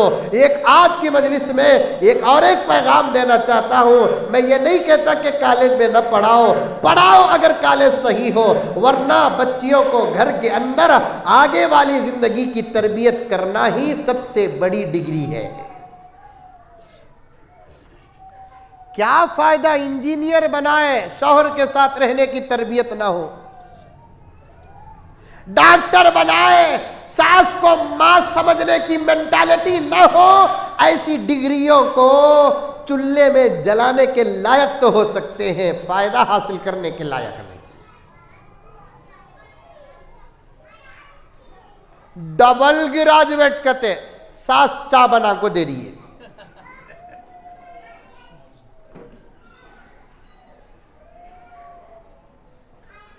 जबी भाई मेरे साथ हमेशा रहते हैं, जुमे में, सफ़र में, हज़र में। मुझे डर भी होता मौलाना शकील साहब के कहीं इन वाक़ियात को लोग झूठ समझेंगे। जब भी ऐसे वाक़ियात बोलता हूँ तो कसम खा लेता हूँ मैं, मेरे पास हज़रत हालात के वाक़ियात को मैं जमा करूँ तो कई जिल्दों की 500 सफ़हात की किताबें बनेंगी। एक साहब आए, आकर कहने लगे कि हज़रत मेरे पूरे 3 भवां हज़रत, पहली बहू भी डॉक्टर, दूसरी बहू भी डॉक्टर, तीसरी बहू भाई की बेटी जो कुछ पीयूसी का की पड़ी थी, उत्ता लेकर आ गया। सो हज़रत वो बहू ना होती, मैं भी मेरी जोरू जहर पी कुछ मरना था। सर अब आओ बेंगलुरु को, नहीं तुम्हें आने की क्या ज़रूरत। शकील साहब जिनके साथ मुझे पढ़ने का, मैं बताऊंगा, उन लोगों को मुलाकात कराऊंगा कि भाई डॉक्टर क्या हज़रत, बेटा डॉक्टर बोल को डॉक्टर को कर लेकर आया, और एक बेटा डॉक्टर बोल को डॉक्टर को कर लेकर आया। हज़रत खिदमत करना तो दूर की बात हज़रत, वो भमा सलाम तक नहीं करते। खिदमत करना तो दूर की बात हज़रत, सलाम तक नहीं करते। टक टक टक टक टक बोल को आते ही हजरत टक टक टक टक बोल को चल जाते। उत्तर खिदमत कर लेकर है सो वो बहू जो दूसरों के मुकाबले में कम पड़ी है, वो बहू जो दूसरों के मुकाबले में दौलत में कम है। फर्क क्या है? इन दोनों के पास तालीम है, इसके पास तरबियत है। जिस घर में तरबियत हो उसे मैं घर नहीं कहता, जन्नत का टुकड़ा कहता हूं। जिस घर में तरबियत नहीं, तालीम, अरे रे रे बीजापुर की मेरी आपा, ऐसा मालूम हो रहा है तुम्हारी इमामत कर को आज मगरिब के बाद भी तुम्हारे साथ बैठने का इरादा है। डॉक्टर, लॉयर, इंजीनियर, प्रोफेसर पढ़कर तरबियत ना हो तो बर्बाद नहीं। मुफ्ती साहब इजाजत दीजिए मुझे, मदरसे का आलिम भी बुखारी पढ़कर भी अगर तरबियत नहीं हो घर जहन्नम बन जाता। कुरान पढ़ को भी तरबियत नहीं रही घर जहन्नम बन जाता। कॉलेजों में तालीम मिलती है, तरबियत कहाँ मिलेगी? तरबियत ना हो तो ईमान खतरे में, तरबियत ना हो तो हया खतरे में, तरबियत ना हो तो इज्जत खतरे में, तरबियत ना हो तो जान खतरे में। दो चीजों से बचना है। ये दो चीजें जाल है, जाल। एक कॉलेज, एक मोबाइल, जिससे हमारी गैर शादीशुदा नस्लें तो दूर की बात, शादीशुदा नस्लें बर्बाद हो रही हैं, अच्छे अच्छे घर उजड़ रहे हैं। मेरी माए, मैं हमेशा इस उन्वान पर बात करता हूं तो वो जुमला याद ही आ जाता है। इससे पहले भी शायद मैं कहा था, तुम्हारे हाथा में बेलाना भी चमचे कितने अच्छे दिखते हैं, उतने अच्छे मोबाइला नहीं दिखते हैं। क्या हजरत? जब तक तुम्हारे हाथ में बेलन था, तुम्हारा नौशो भी तुम्हारे से डरता था। मोबाइल आने के बाद डरना तो नहीं, एक लतीफा बोल रहा हूं, बेलन था, चमचा था, नौशो भी खाली। वो जूते काजी रखे, इन्हें रोटी बेलने को रहती, वहां रखी हूं देखो, बोल को बेलन से इशारा करी तो मिल गया। मिलिया नहीं थी, खाली बेलन के इशारे में क्या बोलता, मिल गया। जब तक तुम्हारे हाथ में बेलन था, चमचे थे, तुम्हारे बच्चे तुमसे डरते थे, तुम्हारे घर में तुम्हारा दबदबा था, तुम्हारे घर में तुम्हारा रोब था। अब तुम्हारे हाथ में कीमती मोबाइल आ गया, ओप्पो, वीवो, अब 5G कहते हैं। सुबह की चाय 1G में नहीं है, नाश्ता 2G में नहीं है, इसके मोबाइल की स्पीड 5G। तो नमाज में 5G बन, तिलावत में 5G बन, हया में 5G बन। मोबाइल में जब से तेरे हाथ में ये कीमती मोबाइल आया, अब कौन भी नहीं डरता। कि बेलन था, डरते थे, कहाँ फेंक को मार डालती की बोलकर। अब मोबाइल कौन भी फेंक को मारेंगे। मोबाइल गिरा तो 25,000 रुपये गिरे सका, मोबाइल गिरा तो 50,000 रुपये गिरे सका। ऐसे ऐसे मोबाइल ही हजरत 10 निकाह का मेहर जमाए तो भी एक डिस्प्ले नहीं बन रहा है। 10 निकाह का मेहर जमाए तो भी एक डिस्प्ले नहीं। वो फोल्डिंग सैमसंग, मैं वैसे तो आमतौर पर तोहफे लेता नहीं, शकील हजरत जानते ही, तोहफे लिए तो ऐसी जबान नहीं होती। फिर भी एक साहब लाकर मुझे वो सैमसंग का वो फोल्डिंग मोबाइल दिए। मैं बोला नक्को भाई इन्हें काफ़ी है मेरे वास्ते। नहीं हजरत, बड़ा अच्छा मोबाइल, खरीब था, लेने का इरादा भी था मेरा। उन्हें तारीफ करते करते घुग्गू क्या करे हजरत, ये इतना अच्छा मोबाइल हजरत, खाली इसका डिस्प्ले 50,000 रुपये गया। मैं वालेकुम सलाम गया।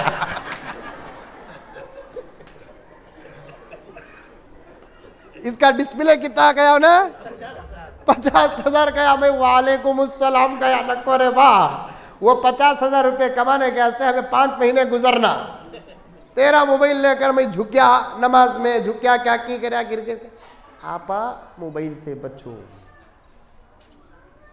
तुम्हें जिस दिन मोबाइल छोड़ेंगे, मेरी बात गलत नहीं होगी इंशाल्लाह, मैं गुनहगार हूँ, मैं तकरीर को बहुत काट दिया, नजमुद्दीन का वाक़या भी छोड़ दिया, मैं अम्मा आयशा का तो वाक़या ज़रूर बोलकर ख़त्म करूँगा।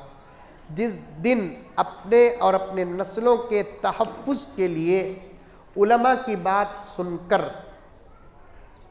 हालात का दिफा करने के लिए, दुश्मनों को जलील करने के लिए, शैतान को रजीम करने के लिए, जिस वक्त उम्मत की बेटी या बच्ची मोबाइल छोड़ेगी, उसी रात उसका नाम औलिया में दाखिल किया जाएगा। इस वक्त का सबसे बड़ा तक़वा है। मैं इंशाअल्लाह सुम्मा इंशाअल्लाह फिर कभी आऊँगा तो और मज़ीद बातें अर्ज़ करूँगा। बस मेरी माएँ समझ जाओ, आज की ये फ़िक्रें सिर्फ़ इस उन्वान को लेकर मुनक़िद हुई हैं। उलमा बहुत परेशान हैं। अपनी ज़िंदगी का अहम फैसला तुम अपने हाथ ना लो, अपने बड़ों के हवाले। नबी की बीवियों को अल्लाह ताला बोलिया वखरन फी बुयूतिकुन, तुम्हें घर के अंदर रहो, बाहर ना निकलो।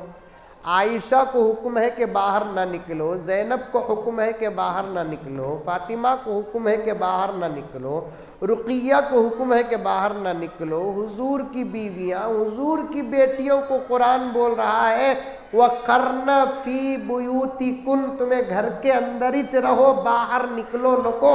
जिस वक़्त औरत बाहर निकलती है उसके पीछे शैतान पड़ जाता है, वापस आने तक कई लोगों के ईमान को बर्बाद करके अंदर आती है। बहुत उन्वान अधूरा हो गया। अम्मा आयशा ने फातिमा से कहा तू ही बता बेटी। तो हज़रत फातिमा ने कहा कि अम्मी मैं गौर करती हूँ तो यूँ पता चलता है मेरा मकाम बड़ा है अल्हम्दुलिल्लाह, इसलिए कि मेरे अब्बा अल्लाह के नबी हैं, आपके अब्बा अल्लाह के नबी नहीं। तो हज़रत फ़ातिमा का जवाब सुनकर आयशा रज़ी अल्लाह ताला अन्हा उम्मुल मुमिनीन फरमाती हैं बेटी बड़ा बेहतरीन जवाब है, मेरे जहन में भी एक जवाब है, वो मेरा नहीं तेरे अब्बा का है। बेटी मैंने तेरे अब्बा से सुना, इमामुल अंबिया से सुना, ख़ातमुल अंबिया से सुना, वल मुरसलीन से सुना कि हशर के मैदान के हिसाब किताब से फारिग होकर हर बीवी अपने शौहर का हाथ थाम कर जन्नत को जाएगी। तुझे जाने का जब वक्त आएगा तेरा हाथ अली के हाथ में होगा, मेरा हाथ मोहम्मद रसूलुल्लाह के हाथ में। ये अजीम रिश्ते का इंतखाब आज हमारी बच्चियाँ अपनी नादानी की वजह से, आज ही जो बच्चियाँ इस फितने में मुब्तला हैं, इस मक्र में फिर फितना है फिर मुब्तला है, इस दज्जाली फितने में मुब्तला हैं। कौन है किधर है मैं नहीं जानता। कितनी बच्चियां हैं जो बाप के भरोसे को तोड़ रही हैं। मैं ये सुनकर रोता हूँ हजरत, क्या भरोसे में बाप, क्या हाजी साहब तुम्हारी बेटी, अरे रे मेरी बच्ची किच्ची वैसी नहीं भाई, 100 करोड़ का भरोसा कर तो मैं उसके ऊपर बोलते ही, लेकिन उसी की बेटी उस बाप के भरोसे को तोड़ रही है। मजलिस में बैठकर माँ बोलती पूरे ख़ानदान की बच्चियाँ अलग, मेरी बच्ची अलग, लेकिन वही बच्ची माँ के यकीन को तोड़ रही है। जिन बच्चियों से गलती हो रही है वो बच्चियाँ डायरेक्ट जाकर माफ़ी नहीं मांग सकती, तो तौबा करके अल्लाह के दरबार में माफ़ी मांगे, इंशाअल्लाह ताला हालात साजगार हो जाएंगे। बड़े फितने हैं, कॉलेज में पढ़ो अगर अच्छा मौका है, नहीं तो न पढ़ो, साफ साफ बात। मोबाइल से बचो, ये अफ़ैर वफ़ैर के मोहब्बत के चक्कर में न पड़ो। मेरी माँ और बहनों से गुजारिश है कि आप अपने घर के अंदर हमेशा जागती रहें, अपने बच्चों की जासूसी करें, अपने बच्चों के पीछे रहे, खुद भी मोबाइल से बचे और अपने बच्चों को भी मोबाइल से बचाए। ये चंद बातें थीं जो आपके सामने बड़े दर्द के साथ रखा। खुदा मुझे और आपको सबको अमल करने की तौफीक अता फरमाए। बहुत सारी बातें अधूरी हो गई, वक्त का तकाज़ा, फिर कभी इंशाअल्लाह मौका मिलेगा तो आपकी खिदमत में हाजिर रहूँगा। एक ऐलान सुने दुआ के बाद जाते हुए। दरवाज़े के पास हमारे एक साथी बेहतरीन किताब हज़रत पीर जुल्फ़िकार अहमद साहब नक्शबंदी मुजद्दिदी दामत बरकातहुम के लेकर आए हैं। किताब का नाम है घर जन्नत कैसे बने। कुरान के बाद ऐसी किताबों का घरों के अंदर पढ़ना घरों के माहौल को साजगार बनाने के बिल्कुल मुताबिक है। इस किताब के अंदर घर के अंदर कैसे रहें, शौहर का क्या हक़ है, बीवी का क्या हक़ है, कुरान और हदीस की रोशनी में हज़रत पीर साहब दामत बरकातहुम ने जमा फरमाया है।